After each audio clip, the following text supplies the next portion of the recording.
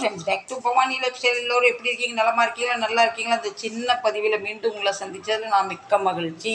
நீங்கள் மகிழ்ச்சியாக இல்லையா சொல்லுங்கள். நீங்களும் மகிழ்ச்சி தானே? ஹாப்பி. இப்போ இந்த சின்ன பதிவில் நம்ம சின்ன முட்டை வச்சு சின்ன முட்டை தொக்கு பண்ண போகிறோம். வாங்க வீடியோக்குள்ளே போகலாம். பண்ணுறதுக்கு 5 முட்டை வேக வச்சு எடுத்துக்கிட்டேன். வெங்காயத்தை நீல வாக்கில் கட் பண்ணியாச்சு. மிளகாவை கீறி வச்சாச்சு. இஞ்சி பூண்டு அரைச்சாச்சு. இப்போ டப்பாக்குள்ளே இருந்து கொஞ்சமாக கருவேப்பிலை எடுத்துடலாம். இந்த பக்கம் போய் எண்ணெய் கடாயை வச்சாச்சு. எண்ணெய் கூடுதல் வச்சுருக்குன்னு நினைக்காதீங்க. இந்த முட்டை தொக்குக்கு கொஞ்சம் எண்ணெய் இருந்தால் நல்லாயிருக்கும், டேஸ்ட்டாக இருக்கும். அதனால தான். ஓகே. கடுகு, பெரிய ஜீரகம், சின்ன ஜீரகம், பின்ன கட் பண்ண வெங்காயம், பின்ன பச்சை மிளகா, கருவேப்பிலை. சீக்கிரமாக வெங்காயம் வதங்கி வர்றதுக்காக உப்பு. இந்த வெங்காயம் நல்லா ரோஸ்ட் ஆகணும். அப்போ தான் முட்டை தொக்குக்கு டேஸ்ட் வரும். இப்போ முட்டையை உரிச்சாச்சா? எங்கள் மங்கம்மா நின்று வாயை பார்த்துக்கிட்டு இருக்காக்கா. உரிச்சிட்டு ஓடியாச்சு. இப்போ இந்த முட்டையை நான் அப்படியே போட போகிறது கிடையாது. வெள்ளைக்கருவு தனியாக, மஞ்சள் கருவு தனியாக மாற்றணும். கருவு தனியாக, மஞ்சள் கருவு தனியாக எடுத்துட்டேன். இப்போ நம்ம வெங்காயமும் நல்லா ஓரளவுக்கு வதங்கி வந்துட்டு இப்போ இஞ்சி பூண்டு பேஸ்ட்டு இதெல்லாம் நல்லா கிண்டி விட்டுக்கலாம். இப்போ இந்த மசாலா ஸ்மெல் போகிற வரைக்கும் வதக்கிக்கலாம். நல்லா வதங்கிட்டு இஞ்சி பூண்டு பேஸ்ட் போயிட்டு இப்போ வந்து காரத்துக்கு மிளகாத்தூள், தனியாத்தூள், ஜீரகத்தூள், மஞ்சத்தூள், கொஞ்சமாக கரம் மசாலா. மீண்டும் இதை நல்லா வதக்கி விடணும். இந்த மிளகாத்தூள் ஸ்மெல்லாம் போகணும், பச்சை வாடை போகணும். ஒரு 1/2 கிளாஸ் தண்ணி.